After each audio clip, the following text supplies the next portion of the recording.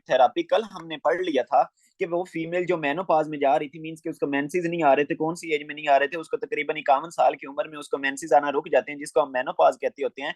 तो उसमें प्रॉब्लम क्या आ रही थी कि उसको कुछ प्रॉब्लम्स होनी थी। आज हमने क्या करना है कि उन प्रॉब्लम्स को वन बाय वन ट्रीट करने की कोशिश करते हैं। अच्छा देखें, तो सबसे पहले जो उसको प्रॉब्लम आ रहा था वो हॉट फ्लैशेस आ रहे थे। मींस के क्या है कि उसको अचानक से उसकी बॉडी गर्म हो जाती थी, अचानक से उसका दिल की धड़कन बहुत ज्यादा तेज हो जाती थी, अचानक से उसको स्वेटिंग वगैरह होने लग जाती थी। तो इन सारे प्रॉब्लम्स को हम हल कैसे करेंगे? हमने देखा था कि जब मेनोपॉज हो जाता है तो वो जो फीमेल थी उसकी बॉडी के अंदर क्या काम हो जाता है, कौन सा हार्मोन कम हो जाता है, एस्ट्रोजन कम हो जाता है, जिसकी वजह से क्या है कि उसको ये हॉट फ्लैशेस वाली प्रॉब्लम्स हो रही थी। तो हम उस औरत को क्या देंगे, बाहर से एस्ट्रोजन दे देंगे, जिससे फायदा क्या हो जाएगा कि उसकी वो ये जो हॉट फ्लैशेस आ रहे हैं वो ठीक हो जाएंगे। तो देखिए हमने क्या किया, हार्मोन को रिप्लेस कर दिया, वो हार्मोन जो कि हमारी अब उसकी बॉडी नॉर्मली एज सच नहीं बना रही, वो हमने क्या किया, बाहर से दे दिया, जिसकी वजह से उसकी ये प्रॉब्लम ठीक हो जाएगी। देन आगे बात करते हैं। आगे क्या हमने कहा था कि वो जो औरत थी उसकी वेजाइनल एट्रोफी हो रही थी। एट्रोफी हम किसको कहते होते हैं? एट्रोफी सिंपल आप याद रख लें कि जब भी आपके साइज सेल्स का साइज डिक्रीज हो जाए उसको हम क्या कहते होते हैं, एट्रोफी कहते होते हैं। फॉर एग्जांपल पहले सेल्स का साइज ये था, अब वेजाइना के सेल्स का साइज ये इतना छोटा हो गया, तो इसको हम क्या कह देंगे, एट्रोफी कह देंगे। तो इसकी वजह से क्या हो जाएगा, वेजाइनल जो एट्रोफी हुई पड़ी है उसकी वजह से वेजाइना जो है वो ड्राई सी हो जाएगी, उधर खारिश होगी, जिसको हम क्या कहते होते हैं, विजाइनल प्रूराइटस कहते होते हैं। ये जो आपको इचिंग हो रही होती है उसके लिए जो मेडिकल में वर्ड यूज होता है उसको हम प्रूराइटस कहते हैं। तो उसकी जो वेजाइना है वो क्या हो गया, वो जनाब ड्राई हो गया। उसकी क्या है कि उधर उसको काफी ज्यादा खारिश होती है, जिसको हम प्रूराइटस कह रहे हैं। तो ये भी प्रॉब्लम क्यों आ रही थी, बिकॉज ऑफ डिक्रीज्ड एस्ट्रोजन आ रही थी। तो हम क्या करेंगे, सिंपली उसके जो वजाइना है उधर एस्ट्रोजन की प्रेपरेशन, उधर टॉपिकली एस्ट्रोजन लगवा देंगे। ठीक है, टॉपिकल एस्ट्रोजन का क्या मतलब है कि आप उसको ऐसी ट्यूब दोगे जिसके अंदर क्या होगा, एस्ट्रोजन होगा। उस एस्ट्रोजन का फायदा क्या होगा कि मतलब वो ट्यूब अपनी वजाइना पे लगाएगी, वो तो क्या होगा कि ये जो वजाइनल एट्रोफी हो रही थी बिकॉज ऑफ डिक्रीज्ड एस्ट्रोजन वो अब नहीं होगी। तो उसकी जो वजाइना ड्राई हो रही थी या उधर जो खारिश हो रही थी वो अब नहीं होगी। देन और क्या प्रॉब्लम आता है उस औरत में कि उसकी हड्डियां कमजोर हो जाती हैं, जिसको हम क्या कहते होते हैं, ओस्टियोप्रोसिस कहते होते हैं। What is osteoporosis? This is demineralisation of bones. तो हमें पता है कि हमारी जो बोन्स होती हैं उनमें क्या है कि इधर मिनरल्स होते हैं। मिनरल कौन से होते हैं? आपका मेन जो मिनरल होता है वो कैल्शियम होता है, वो आपका जनाब फास्फोरस होता है। तो अब देखिए कि क्या होता है कि आपका जो थी औरत जिसको मेनोपाज हो गया था उसमें क्या है कि डीमिनरलाइजेशन होने लग जाती है, बोन्स की डीमिनरलाइजेशन। ये कौन करवा रहा होता है? ये आपके स्पेसिफिक टाइप ऑफ सेल्स होते हैं हमारी बोन्स के अंदर, जिनको हम क्या कहते होते हैं, ओस्टियोक्लास्ट कहते होते हैं।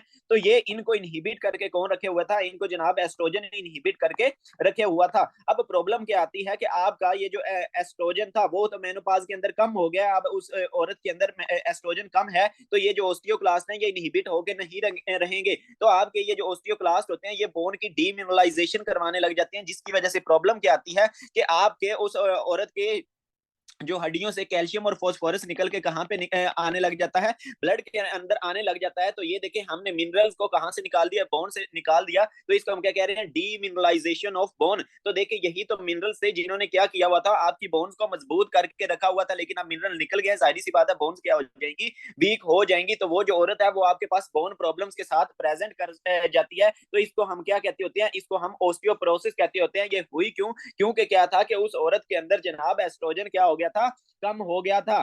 ठीक है, नॉर्मली क्या होता है कि जब आपका एस्ट्रोजन ज्यादा होता है तो उसने आपके ये जो बोन रिजॉर्बिंग सेल्स थे, मींस के जो कि बोन को डीमिनरलाइज करवा रहे थे, ओस्टियोक्लास्ट को वो इनहिबिट करके रखता है। लेकिन ये जो औरत है उसमें एस्ट्रोजन कम हो गया है।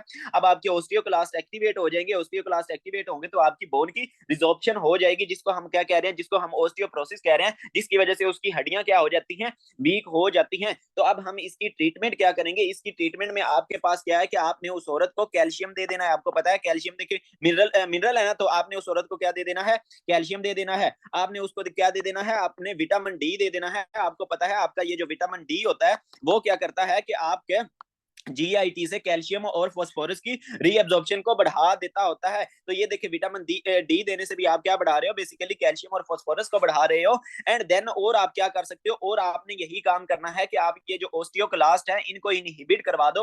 अब आप ओस्टियोक्लास्ट को कैसे इनहिबिट करवा सकते हो? देखो आपके पास एस्ट्रोजन तो है नहीं, तो आपने कैसे इनहिबिट करवा देना है? आपने एक स्पेसिफिक ड्रग्स होती हैं जिनको हम क्या कहते हैं, बिसफोस्फोनेट्स कहते होते हैं। तो आपने ये वाली ड्रग्स दे देनी होती हैं। तो जब आप क्या करोगे, बिसफोस्फोनेट लोगे ये क्या कर देंगी, आपके ऑस्टियोक्लास्ट को जाके इनहिबिट कर देंगी, जिसकी वजह से क्या है कि आपकी बोन की रिजॉर्प्शन नहीं होगी। जब बोन की रिजॉर्प्शन नहीं होगी तो बोन्स उसकी मजबूत रहेंगी, उनकी डीमिनरलाइजेशन नहीं होगी, तो वो जो फीमेल थी उसको ये वाला सारा प्रॉब्लम नहीं होगा जो कि हड्डियों वाला हो रहा था। देन आपका एमसीक्यूज आता है कि आपने अगर बोन की मिनरलाइजेशन चेक करनी हो तो आप कौन सा टेस्ट करवाते होते हो, कौन सा स्कैन करवाते होते हो, तो ये आपने अपनी बुक्स पे लिख लेना है कि हम बोन की मिनरलाइजेशन को चेक करने के लिए डेक्सा स्कैन करवाते होते हैं। बट इस डेक्सा स्कैन देखिए, जिस तरह आपका हड्डियों का एक्सरे होता है उसी तरह आपका डेक्सा स्कैन होता है, लेकिन डेक्सा स्कैन सिर्फ थोड़ा सा डिफरेंट है एक्सरे से, कि ये भी इसमें भी आपकी रेडिएशन जो यूज हो रही है वो आपकी एक्सरेज ही यूज हो रही होती है, लेकिन इसमें लो डोज एक्सरेज यूज हो रही होती हैं।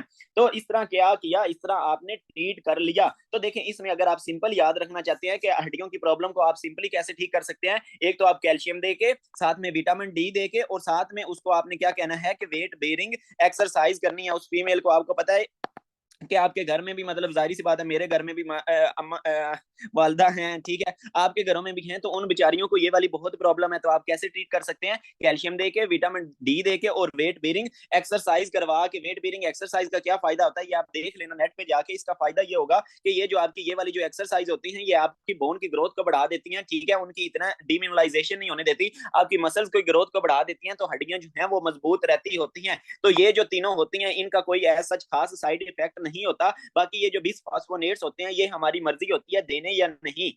तो इसके साथ मैं लिख देता हूं प्लस या नेगेटिव, तो अंक आप दे भी सकते हो, अगर ज्यादा प्रॉब्लम है तो दे भी सकते हो, अगर ज्यादा प्रॉब्लम नहीं है तो देन आप ना दो, सिर्फ इन तीनों से काम चल सकता है आपका, कैल्शियम, विटामिन डी और साथ में एक्सरसाइज से ये वाला काम हो सकता है। तो देखिए हमने क्या किया कि हमने जो उस औरत को मेनोपॉज के अंदर सिम्टम्स जो भी प्रॉब्लम्स हो रही थी उनको हमने देख लिया, उनको हमने डायग्नोज भी कर लिया, उनको हमने ट्रीट भी कर चुके हैं। तो ये किससे किया, हमने हार्मोन रिप्लेसमेंट थेरापी से कर दिया। तो ये देखें आपका ये जो HRT थी, जिसको हम HRT कहते हैं, कि आपका यूज किस लिए हुई, आपकी रिलीफ करने के लिए या प्रिवेंट करने के लिए, किसको, आपके मेनोपॉजल सिम्टम्स को। तो कौन से आ रहे थे, आपकी हॉट फ्लैशेस थी, वजाइनल एट्रोफी थी और साथ में ओस्टियोपोरोसिस थी। अच्छा जी, ये तो हमें पता चल गया कि हमने एस्ट्रोजन दे के ये वाले सारे काम ठीक कर लिए हैं, लेकिन इसका क्या साइड इफेक्ट होगा वो भी तो हमें पता होना चाहिए। तो हमने पढ़ा था कि आपका ये जो एस्ट्रोजन होता है, अगर ये मैं इधर आपका फीमेल रिप्रोडक्टिव ट्रैक बना दूं, तो हमने पढ़ा था कि आपका ये जो एस्ट्रोजन होता है ये जब आता है तो ये आपकी एंडोमेट्रियम पे एक्ट करता होता है। तो जब आपका एस्ट्रोजन आके एंडोमेट्रियम पे एक्ट करता होता है तो इसको प्रोलिफरेट करवा देता है, मतलब इसको ज्यादा से ज्यादा डिवाइड करवाता है। फॉर एग्जाम्पल पहले ये इतनी थिकनेस की थी, तो अब इसको ये प्रोलिफरेट करवा के इतना मोटा, इतना थिक कर देगा, मोटा कर देगा। तो ये कौन काम कर रहा होता है, ये आपका एस्ट्रोजन काम कर रहा होता है। तो देखिए ये जो औरत है उसमें तो एस्ट्रोजन वो ज्यादा से ज्यादा ले रही है, इट मींस कि ये सेल ज्यादा से ज्यादा ग्रो करते जाएंगे। तो आप अपनी बॉडी का रूल ये याद रख लो कि जब भी आपके सेल्स बहुत ज्यादा ग्रो कर रहे हो, बहुत तेजी से ग्रो कर रहे हो, तो उनमें क्या प्रॉब्लम आती है कि उनमें कैंसर होने के चांसेस ज्यादा होते हैं। तो ये देखिए नॉर्मली तो इनको आके प्रोजेस्टेरोन इनहिबिट कर देता था, अभी मैं आप लोगों को पढ़ाता हूं, लेकिन ये वाली जो फीमेल है इसमें प्रॉब्लम क्या है कि वो एस्ट्रोजन ले रही है बाहर से। जब वो एस्ट्रोजन लेगी तो इधर वाले जो सेल्स हैं वो ज्यादा से ज्यादा प्रोलिफरेट करेंगे। तो मैंने आप लोगों को बताया जब भी आपके सेल्स ज्यादा से ज्यादा प्रोलिफरेट करते होते हैं तो उस वक्त प्रॉब्लम क्या आती है कि उनमें कैंसर का रिस्क बढ़ जाता है। तो ये देखिए हमने क्या कहा था कि ये यूट्रस की कौन सी लेयर थी, ये आपकी एंडोमेट्रियम थी। इट मींस कि ये वो औरत जो क्या ले रही है वो आपका एस्ट्रोजन अकेला ले रही है, इसके लिए आपकी रिप्लेसमेंट थेरापी के लिए उसमें क्या हो जाएगा कि आपकी एंडोमेट्रियम का कैंसर, एंडोमेट्रियम के कैंसर का रिस्क बढ़ जाएगा। अब साथ में इसमें आपने जो चीज ऐड करनी है कि ये औरत जो कि एस्ट्रोजन ले रही है, इसमें जो आपको पता है आपका जो एस्ट्रोजन है वो जब जाके एक्ट करता है, किस पे जाके एक्ट करता है, आपके ब्रेस्ट पे जाके एक्ट,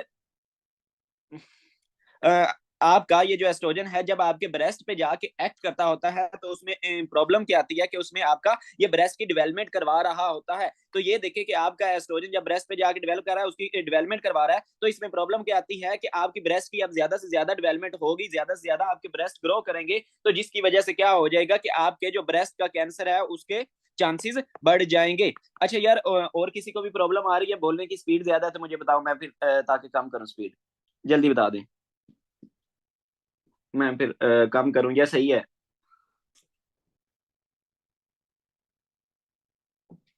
चलें ठीक है, ओके हो गया। असल में यार हनीफ आपका दूसरा फर्स्ट डे है तो इस वजह से आपको थोड़ा सा मुश्किल हो रहा है, क्योंकि इन्होंने ये सारे पहले कंसेप्ट पढ़े हुए हैं, तो इस वजह से उनकी समझो रिवीजन हो रही है, आपका पहला दिन है, आपको ये प्रॉब्लम हो। हो रही है उस वजह से। अच्छा, मैं आप लोगों को बता रहा था कि आपका क्या होता है कि आपका ये जो एस्ट्रोजन है वो ब्रेस्ट पे जाके एक्ट कर रहा था, ब्रेस्ट की ज्यादा से ज्यादा ग्रोथ करवा रहा था। तो मैंने बताया कि जब भी सेल्स आपके ज्यादा ग्रो कर रहे होते हैं उनमें कैंसर का रिस्क बढ़ जाता है। इट मीन कि ये वाली जो औरत जो कि एस्ट्रोजन ले रही है अकेला, उसके अंदर ब्रेस्ट कैंसर का रिस्क भी बढ़ जाएगा। तो आप लोगों को ये पता चल गया कि आपकी जो हार्मोन रिप्लेसमेंट थेरापी होती है जिसमें औरत सिर्फ एस्ट्रोजन ले रही है, उसमें दो चीजों के कैंसर का रिस्क बढ़ जाएगा। एक तो एंडोमेट्रियम के कैंसर का रिस्क बढ़ जाएगा, और दूसरा आपका जो ब्रेस्ट कैंसर है उसका रिस्क भी बढ़ जाएगा। अगर मैं मोर स्पेसिफिकली कहूं तो आपका ये जो एस्ट्रोजन पॉजिटिव ब्रेस्ट कैंसर होता है, ये मैं आप लोगों को ब्रेस्ट कैंसर की टाइप पढ़ाऊंगा, लेकिन अगर आप इधर लिखना चाहते हो तो आपने लिख लेना है कि आपका ये जो एस्ट्रोजन पॉजिटिव ब्रेस्ट कैंसर होता है उसका रिस्क बढ़ जाएगा।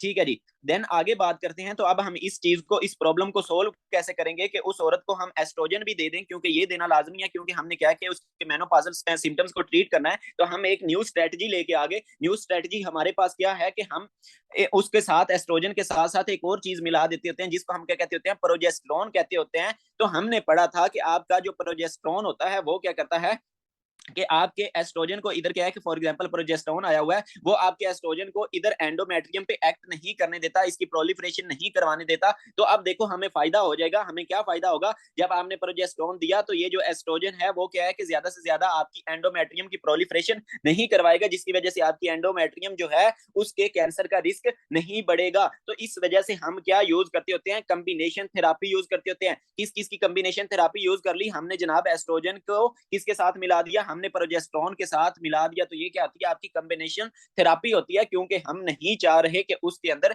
एंडोमेट्रियम के कैंसर का रिस्क बढ़े, तो वो हमने प्रोजेस्टेरोन देके ठीक कर लिया। क्योंकि हमने पढ़ा था कि आपका जो प्रोजेस्टेरोन होता है वो एस्ट्रोजन को काम नहीं करने देता, एंडोमेट्रियम के इसकी ज्यादा प्रोलिफरेशन नहीं करवाने देता। तो ये काम हो रहा होता है कि हमने क्या किया, कॉम्बिनेशन यूज कर लिया। देन क्या है कि आपका ये जो एस्ट्रोजन है इसका एक और साइड इफेक्ट होता है। कौन सा साइड इफेक्ट होता है कि ये आपकी क्लोटिंग को बढ़ा देता होता है। ये जो आपका एस्ट्रोजन है ये ब्लड के अंदर क्या करेगा, क्लोटिंग फैक्टर्स जो होते हैं आपके, वो फैक्टर्स जो क्या क्या करवा रहे होते हैं, ब्लड को जमा रहे होते हैं, ब्लड को रोक रहे होते हैं, उनको हम क्या कहते होते हैं, क्लोटिंग फैक्टर्स कहते होते हैं। तो आपका ये जो एस्ट्रोजन है वो क्या करता है कि ब्लड के अंदर क्लोटिंग फैक्टर्स को इंक्रीज करवा देता होता है। इट मींस कि जिसकी वजह से क्या होगी, ज्यादा से ज्यादा क्लोटिंग होगी। ये मैं अभी आप लोगों को आगे पढ़ाता हूँ। ये इधर ये वाली बात लिखी हुई है जिसकी वजह से थ्रोम्बो एम्बोलिज्म का रिस्क भी बढ़ जाता होता है। लेकिन एक और बात जो आपने याद रख लेनी है वो ये याद रख लेनी है कि आपका जो एस्ट्रोजन है वो और किस चीज का रिस्क को बढ़ा रहा होता है, तो वो आपका कार्डियोवैस्कुलर प्रॉब्लम्स के रिस्क को बढ़ा रहा होता है। कौन आपका बढ़ा रहा होता है, वो आपका ये जो HRT है। तो आप लोगों को क्या ओवरव्यू मिल गया, आप लोगों को ये ओवरव्यू मिल गया कि हमने क्या किया कि एस्ट्रोजन दे के मेनोपाजल सिम्टम्स को ट्रीट कर लिया, लेकिन हमें प्रॉब्लम क्या आई कि उसमें एंडोमेट्रियम के कैंसर का रिस्क बढ़ रहा था। तो हमने उस चीज को कैसे ट्रीट किया कि हमने एस्ट्रोजन के साथ किसको मिला दिया, प्रोजेस्टेरोन के साथ मिला दिया, जिसकी वजह से अब उस औरत को ये वाली प्रॉब्लम्स नहीं आ रही। लेकिन उसके अंदर अभी भी एक साइड इफेक्ट आ रहा है। वो कौन सा आ रहा है, वो कि आपका कार्डियोवैस्कुलर मींस कि आपकी जो कार्डियोवैस्कुलर प्रॉब्लम्स होती हैं, लाइक आपका स्टेमी होता है, NSTEMI, myocardial infarction, angina, वो जो जो भी हमने कार्डियक प्रॉब्लम्स पढ़ी थी आपकी, एथेरोस्क्लेरोसिस, उनका रिस्क बढ़ जाता होता है इस बंदे, इस फीमेल के अंदर जो कि HRT ले रही होती है, हार्मोन रिप्लेसमेंट थेरापी ले रही होती है।